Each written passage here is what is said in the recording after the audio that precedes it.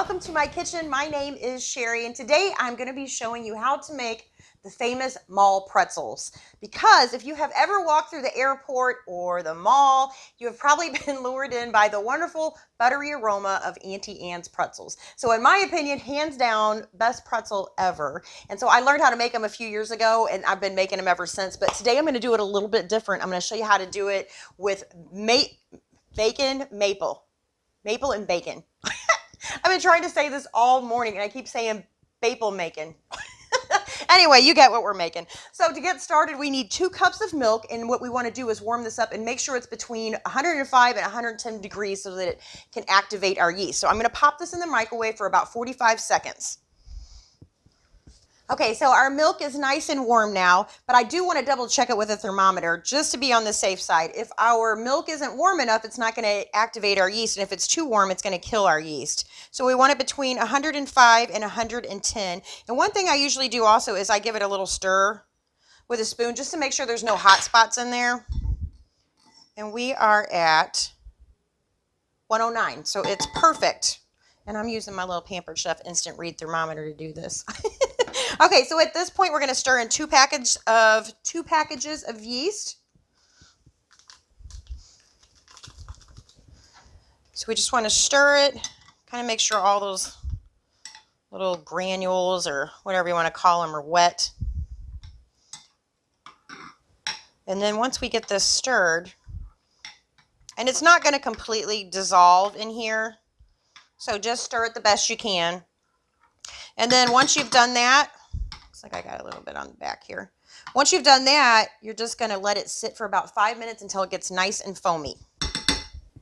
Okay, so as you can see, our yeast and milk are nice and foamy. And so I'm going to go ahead and add it to the bowl of my stand mixer. And you can do this by hand. I just like to save myself the workout on my arms and use my hook attachment on my stand mixer. So I've got that added in, and now I'm going to add in 4 tablespoons of melted butter and 6 tablespoons of packed light brown sugar. I'm going to stir this up just a little bit, and then I'm going to add in 2 cups of flour, and this doesn't have to be exact because, well, you want to measure it out exact. All in all, you're going to need 5 cups, so you want to measure that out exact, but for right now, I'm just going to incorporate about 2 cups of this. And then I'm going to give it a stir with my spoon just to get it going.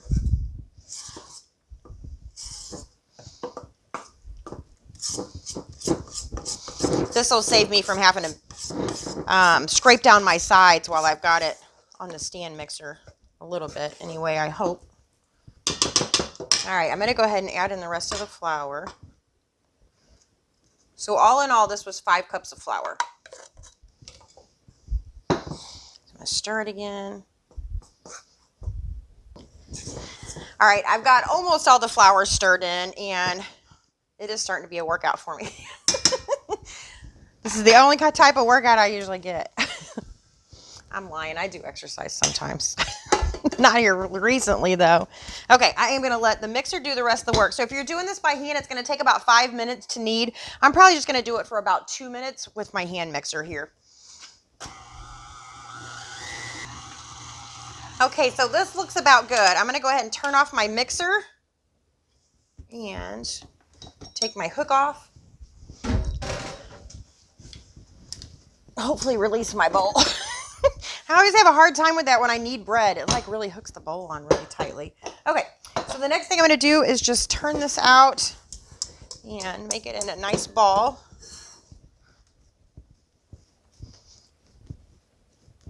And then we're just going to place it in a bowl that I've already oiled, just so it doesn't stick. And then I'm going to cover it with plastic wrap. And then we're going to set this in a warm place until it doubles in size, probably about 45 minutes to an hour. All right, our dough is all ready to go, but before we can shape it into pretzels, we actually need to make a bath to put our pretzels in. So I've got 5 cups of water here, and I'm going to add in 1/2 cup of baking soda, and we're just going to give it a stir. And then we're going to pop this in the microwave for about 3 minutes. And just to let you know, all the baking soda is not going to dissolve, and that's okay. So in the microwave,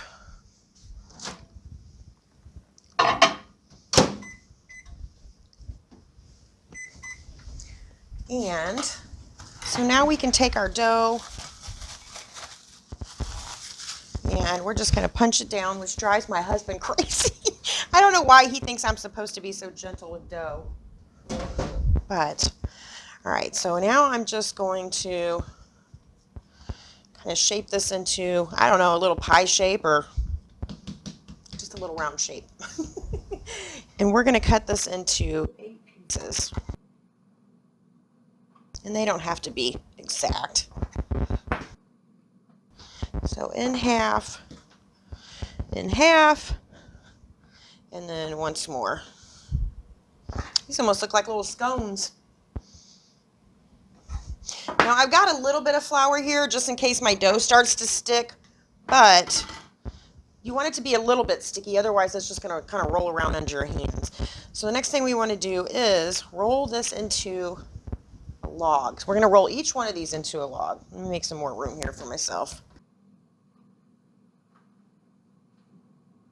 So you just kind of press in the middle and then gently outwards. And your dough's going to bounce back a little bit on you, so you kind of got to keep working with it.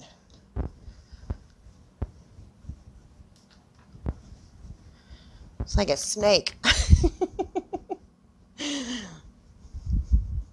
And you kind of want to be gentle because you don't want to tear your dough.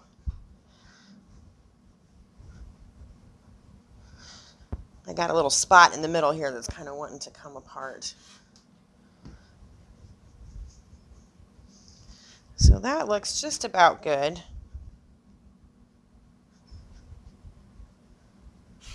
I think. Now, I always see other people do this and it looks so easy where they just kind of whip it around, and I really can't do that. So I just kind of have to shape mine. All right, so once I have them shaped like a pretzel, I'm going to go ahead and I'm going to lay it on my cookie sheet that I have lined with parchment paper. All right, I'm going to go ahead and roll the rest of these up. All right, we've got all of them shaped into little pretzels, so the next thing we need to do is give them a bath. So I took this back out of the microwave, so that's our baking soda and our water mixture. And what I like to do is kind of give it a stir in between each one, just because, like I said, your baking soda is not going to dissolve all the way, and you just need to dip them just for a few seconds. And then right back onto your baking sheet. I'm just kind of stirring it up as I go with my hands. Okay. All right, so I'm going to finish these. Now, once they've all had a little bath, this is usually the point that I put salt on them and maybe a little bit of butter. But because we're doing maple bacon pretzels today and the bacon is so salty, I'm going to skip that step. I'm just going to go ahead and brush them with some maple syrup. We'll get all of them nice and coated.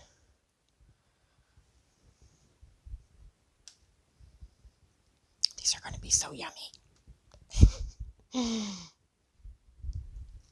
All right, so now that I've got a little bit of maple on there, I'm going to go ahead and we're just going to put our bacon crumbs right on top.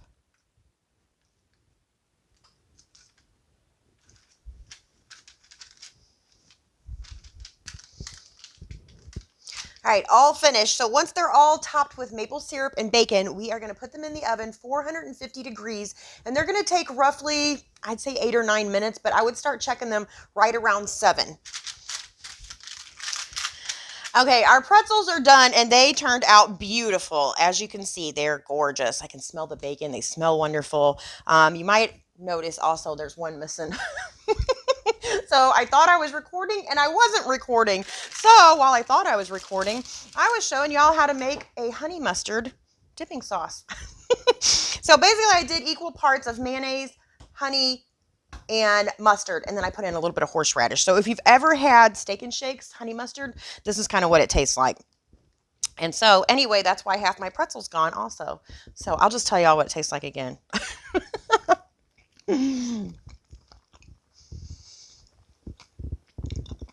You get a little bit of the hotness from the horseradish, the tanginess from the mustard and the honey, sweetness from the maple syrup, salty, crunchy from the bacon.